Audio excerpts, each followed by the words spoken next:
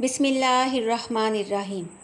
پیارے بچوں، آئیے سورۃ الفیل کی مختصر تشریح کے ذریعے سے جانتے ہیں کہ اللہ تعالیٰ نے سورۃ الفیل میں کون سا واقعہ بیان فرمایا ہے۔ سورۃ الفیل میں کل 5 آیات ہیں اور یہ مکی صورت ہے۔ پیارے بچوں، کیا آپ جانتے ہیں کہ اس صورت کو مکی صورت کیوں کہا جاتا ہے؟ سورۃ الفیل کو مکی صورت اس لیے کہا جاتا ہے کیونکہ یہ صورت نبی اکرم صلی اللہ علیہ وسلم پر مکہ میں قیام کے دوران نازل ہوئی، اور اس صورت میں اللہ تعالیٰ نے ہاتھی والوں کا ذکر کیا ہے۔ اس صورت میں جو واقعہ تحریر کیا گیا ہے وہ واقعہ آپ صلی اللہ علیہ وسلم کی ولادت سے چند مہینے پہلے پیش آیا، اور اس واقعے کو اصحاب فیل یعنی ہاتھی والوں کا قصہ بھی کہا جاتا ہے۔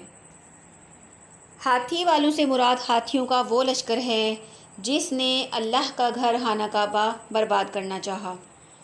یمن میں ابرہہ نام کا ایک حاکم رہتا تھا۔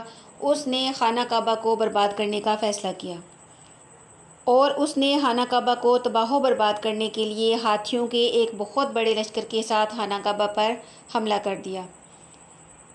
اللہ تعالیٰ نے اپنے گھر خانہ کعبہ کی حفاظت خود فرمائی، اور اللہ تعالیٰ نے ابابیلوں کی ایک فوج بھیج دی۔ ابابیلوں کی یہ فوج ابرہہ کے لشکر پر کنکریاں برسانے لگی، اور خدا کی قدرت سے وہ کنکری جس کو بھی لگتی وہ وہیں ہلاک ہو جاتا۔ ابرہہ کے لشکر کی حالت ایسی ہو گئی تھی جیسے کھایا ہوا بھوسا۔